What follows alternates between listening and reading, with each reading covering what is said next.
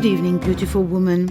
Welcome to Isaiah's Inspiring Evenings, a podcast full of goddess stories, witches' secrets, colors of women, and fairy seasons to integrate serenity, abundance, joy, and magic into your life.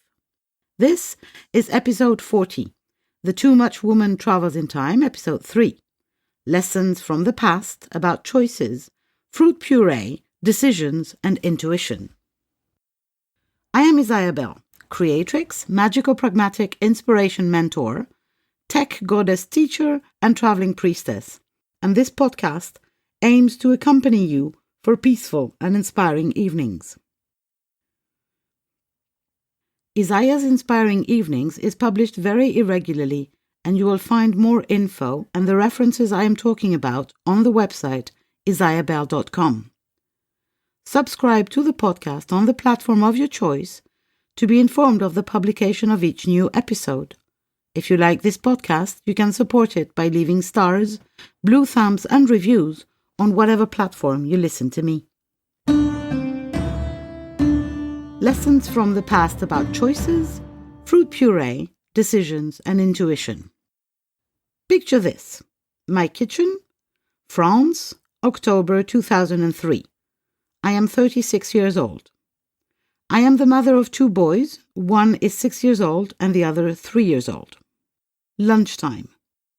My mom is visiting us from Greece. I have cooked, whatever, mostly veggies. I'm really obsessed at the time with healthy food for children. I relaxed a little later on.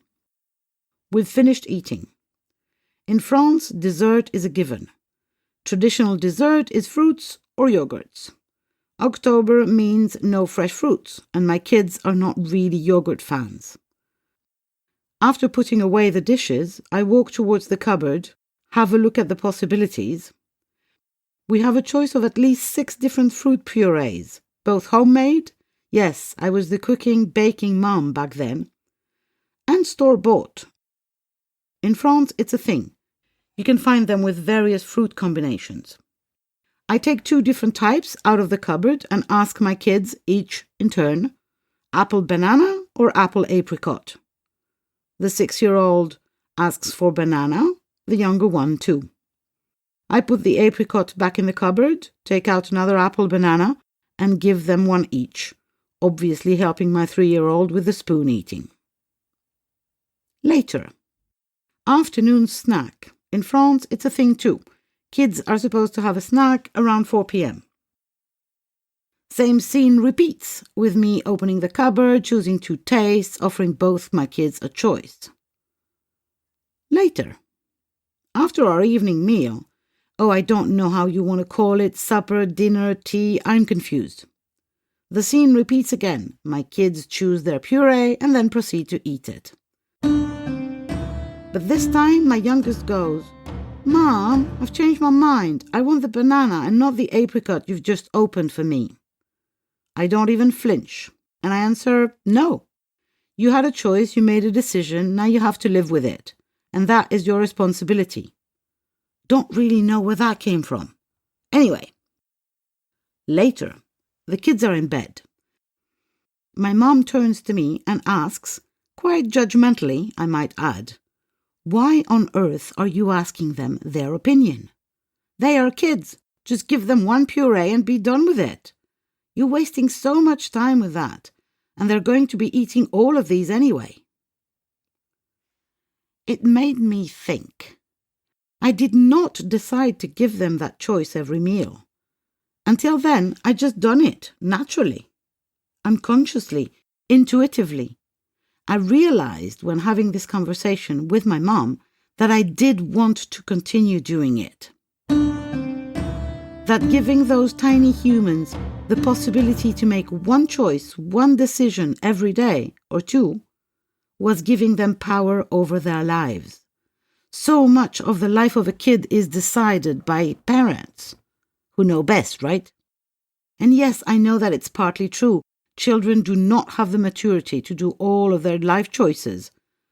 My 3-year-old actually insisted on going back in the water just seconds after me saving him from literally drowning, But the puree choice, it's not a life-altering decision. It wasn't going to put them in any sort of danger. It gave them power over their circumstances. That's something into their day. That's something they could choose. Also, that after the choosing, they would get what they had asked for. The universe, i.e. me at the time, I was the universe for them, was giving them what they had asked for, at no great cost for me or their lives. This tiny gesture also contained another lesson for my kids, and I'll come to that. Back to my mum.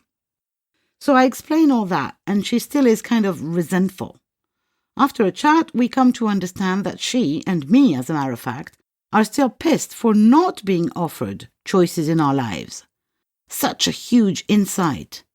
We got to heal that wound together, which was another gift. On another level, isn't it incredible and frankly unbearable anymore that women are brought up to bring up their kids without ever offering them a choice, not even a tiny, unimportant one?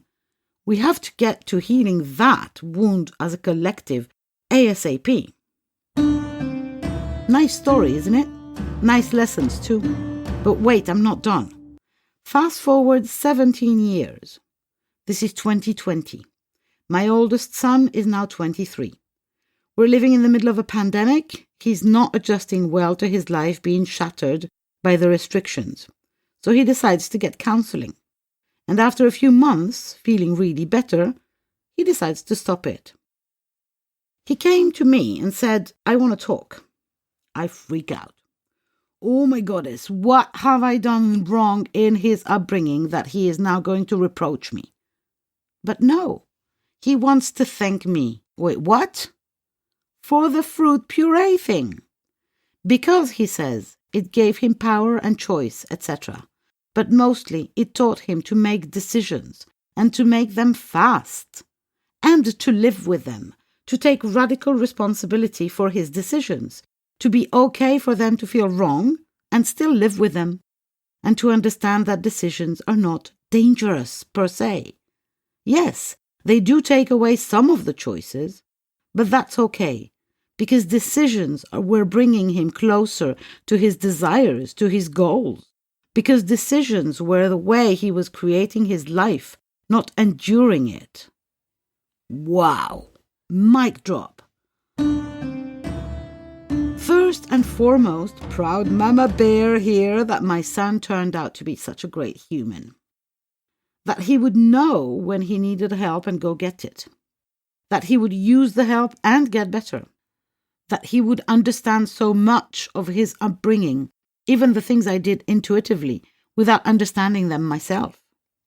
That he would feel gratitude for that. That he would come and express this gratitude. But also, wow, so that is what I taught them, feeling you have choices in life, that you can create whatever life you want for yourself, making decisions to get moving in the direction of the life you want, making decisions fast and intuitively and stopping the doubting and the procrastinating, taking radical personal responsibility for those decisions. That is still what I teach today. After years of relearning it myself, after bonding at a deep level with the Greek goddesses' archetypes and their incredible lessons, after reconnecting to my intuition and allowing her to sit in the driving seat so many times, that is still what I teach. With so much joy and pride. I'll be happy to hear from you on these few ideas. Thank you in advance for your comment. So much for today. See you soon for my next online adventures. Until then, I send you love, light and gratitude. Isaiah. That's it for this episode.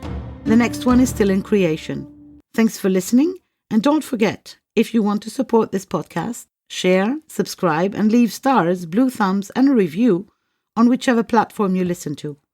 If you want to be accompanied in the change processes that life offers you, if you want to participate in the awakening of feminine energy in the world, live your life as a goddess, know the secrets of witches, and apply the rituals of fairies in your daily life, contact me on my website, isabel.com.